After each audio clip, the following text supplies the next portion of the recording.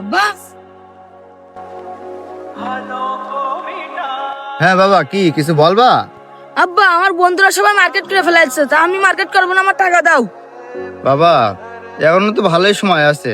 তার 2 দিন যাক, আমি একটু কাজ মাজ করে টাকা পয়সা ম্যানেজ করে তোমার আমি মার্কেট করতে নিয়ে যাবা না।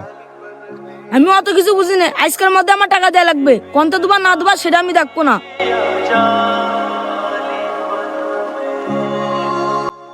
আচ্ছা বাবা, আমি তাহলে মহাজনের সাথে কথা কই দেখি টাকা ম্যানেজ করতে পারি কিনা।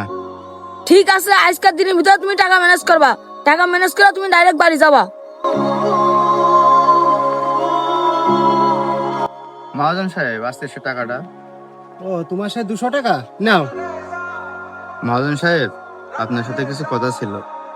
ছেলে মার্কেট করবে তাই বাহানা ধরেছে। এখন আপনি যদি কিছু টাকা হলার দিতেন আমার, আমি আপনার কাজ করে শোধ করে দিতাম। তো যদি 1000 টাকা দিতেন তাহলে আমার খুব উপকার হতো। কি 1000 টাকা?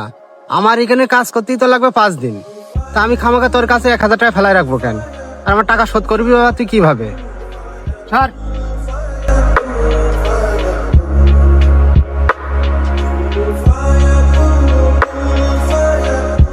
আব্বা টাকা ম্যানেজ করে যাও।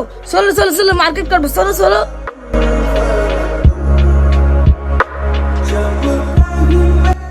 না রে বাস, টাকা ম্যানেজ করতে পারিনি। টাকা ম্যানেজ করতে পারো নি, ঈদি মার্কেট করে দিতে পারবো না, তাহলে জন্ম দিলে কি করতি? তোমার মতন বাপ থাকাচ্ছে না থাকা ভালো।